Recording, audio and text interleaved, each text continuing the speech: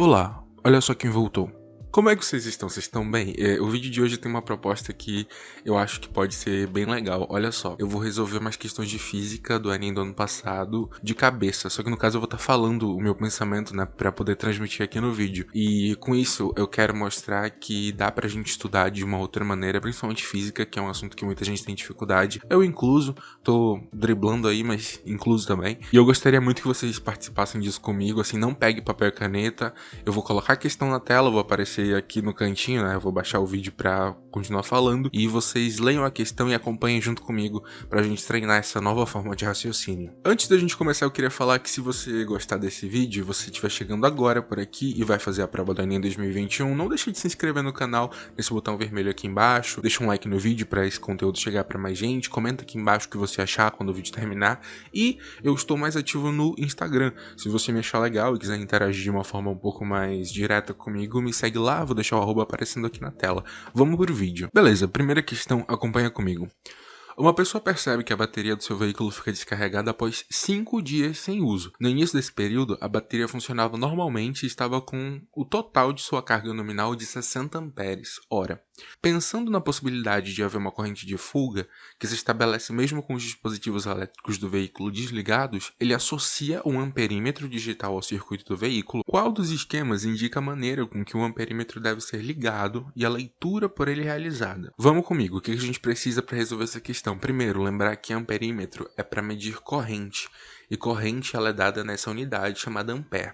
Inclusive, ele fala aqui sobre carga nominal. Carga, a gente também teria que lembrar desse conceito, que é a quantidade de corrente que passa num ponto, numa seção de um fio condutor, numa unidade de tempo específica, no caso aqui, em 1 hora. Depois disso, a gente vai ter que lembrar de associação de resistores. E olha só, amperímetro, ele é um instrumento que vai medir a corrente daquele circuito, e ele tem resistência quase nula. Então, você não pode ligar um amperímetro em paralelo no circuito. Por quê? Vamos lembrar assim, vamos raciocinar um pouquinho. Resistência de um fio condutor, ela serve para atrapalhar a passagem de corrente elétrica.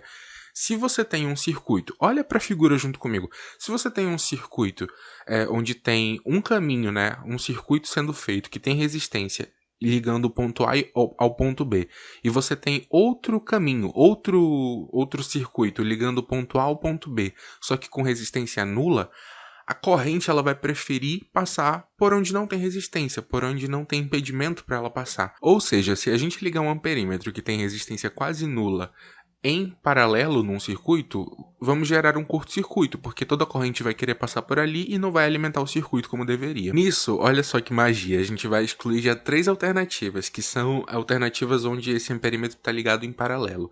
Então a gente vai excluir a letra A, acompanha comigo, letra A, letra C e a letra E.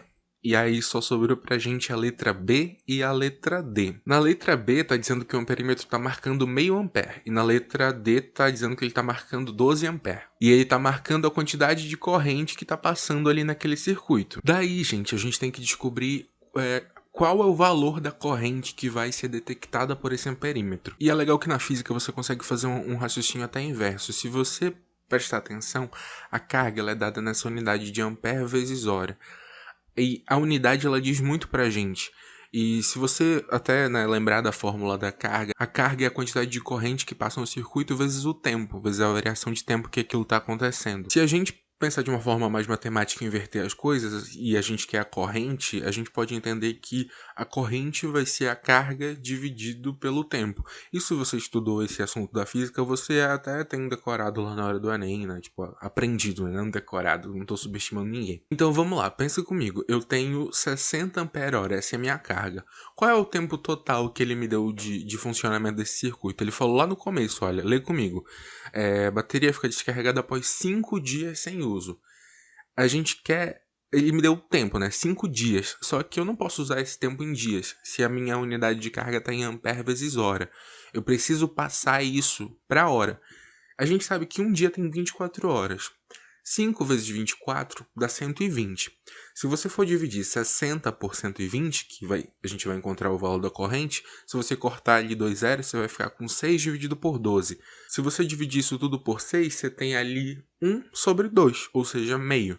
e o nosso valor da corrente é meio ampere. Logo, a alternativa correta dessa questão é a letra B. Isso que eu tenho achado muito legal, eu queria compartilhar com vocês. E isso, gente, eu tô falando com você que tem dificuldade em física, que quer aprender mais física para fazer uma prova melhor no Enem.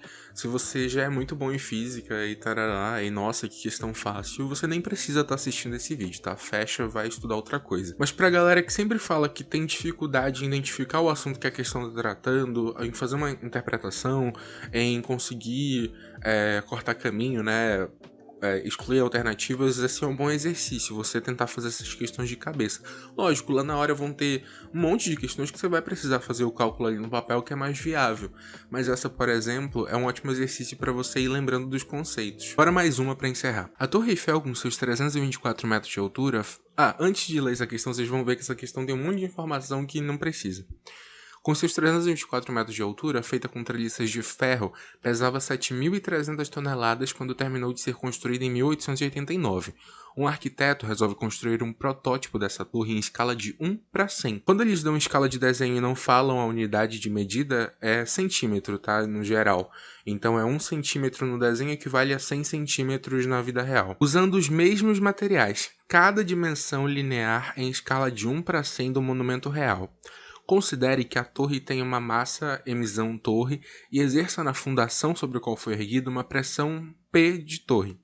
E o modelo construído pelo arquiteto vai ter uma outra massa M do modelo e exercerá uma pressão P na superfície que esse modelo está apoiado. Como a pressão exercida pela torre se compara com a pressão exercida pelo protótipo? Ou seja, qual é a razão entre as pressões? Ele até dá aqui a formulazinha, né? A pressão da torre dividida pela pressão do modelo. Quanto é que isso dá? Seria bacana você lembrar que pressão é uma força exercida por uma área. Isso é até lógico. Olha, eu tô, exercendo pressão nesse ponto do meu dedo. Eu tô, fazendo uma força em cima de uma área. Isso é pressão. E aí, talvez, algumas pessoas podiam pensar, então eu tenho que encontrar a força que a torre grandona exerce, que vai ser, a massa dela vezes a aceleração da gravidade. Não precisa disso. Porque é só você pensar o seguinte, ele está falando que esse protótipo ele vai ser feito com todas as dimensões nessa escala de 1 para 100, com exatamente os mesmos materiais utilizados na torre real, ou seja, esses materiais eles vão ter pesos proporcionais também. Então, se tudo é proporcional, a pressão também vai ser proporcional. Então, se a gente pensar da seguinte forma, com valores hipotéticos só para a gente calcular, se a torre real exerce uma pressão de 100, a torre, o protótipo, ele vai exercer uma pressão 100 vezes menor, porque o protótipo ele é feito 100 vezes menor do que a torre real. Ou seja, a pressão que o protótipo vai exercer vai ser 1. Se a torre real exercer uma pressão de 1000, o protótipo vai exercer uma pressão de 10. E se a gente fizer essa razão, ele até falou aqui, né? A pressão da torre sobre a pressão do modelo. Vamos usar o número 100 para ficar fácil. Se eu tenho a pressão 100 sendo exercida pela torre e a pressão 1 sendo exercida pelo modelo, essa razão 100 dividido por 1 dá 100. Aqui nas alternativas ele me dá 10 elevado a 0, 10 elevado a 1, 10 elevado ao quadrado. 10 elevado ao quadrado. 10 elevado ao quadrado é justamente 100 em notação científica, porque 10 vezes 10, né? 100. Letra C. Mais uma questão que você consegue resolver sem, anotar nada, só raciocinando. E assim com várias outras questões. Agora, para você que já está se preparando para comentar no vídeo, esse daqui não é um daqueles vídeos que se pretende a ter, a fórmula mágica para você acertar mais questões sem estudar nada. Esse não é um desse tipo de vídeo.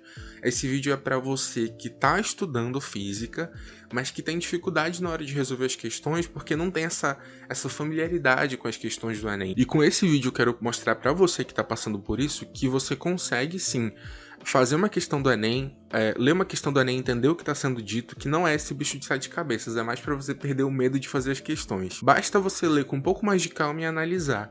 E nisso você vai fazendo esse exercício, quando chegar lá na hora da prova do Enem, você já vai estar lendo e raciocinando com a agilidade que o Enem pede. Então eu espero muito que esse vídeo tenha sido útil de alguma forma. Se sim, deixa um like, comenta aqui embaixo o que você achou. Vejo vocês na próxima. Tchau!